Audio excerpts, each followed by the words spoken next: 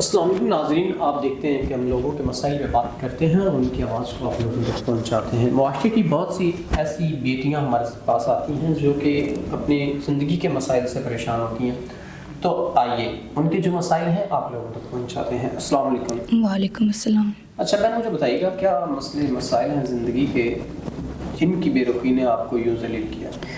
میں ایک مجبور عورت ہوں، میں عزت سے جینا چاہتی ہوں لیکن لوگ مجھے عزت سے نہیں جینے دے رہے۔ میں اکیلی ہوں، بچپن میں ہی میرے والدین فوت ہو گئے تھے، میں نے کسی اجنبی کے گھر میں پرورش پائی، ان کے گھر کا سارا کام بھی کیا اور خود ہی محنت کر کے میٹرک تک تعلیم حاصل کی۔ میں بالکل اکیلی ہوں، وہی لوگ وار کرتے ہیں، وہی لوگ عزت نوچنا چاہتے ہیں، وہی پھر مجھے باتیں کرتے ہیں، کوئی جینے نہیں دے رہا۔ لیکن میں چاہتی ہوں کہ کوئی اسلام کے مطابق میرا سہارا بنے، لیکن لوگ اسلام کے بغیر دعویٰ دیتے ہیں، غلط باتیں کرتے ہیں۔ تو آپ کو کیسا لگتا ہے جب لوگ ایسے کہتے ہیں کہ غلط کام کریں، یہ کریں وہ کریں؟ بہت برا لگتا ہے۔ میں ایک مسلمان کی بیٹی ہوں، میں ایسا کبھی سوچ بھی نہیں سکتی۔ میں چاہتی ہوں کوئی اچھا انسان ہو جو اسلام کے مطابق میرے سے نکاح کرے، میرا سہارا بنے۔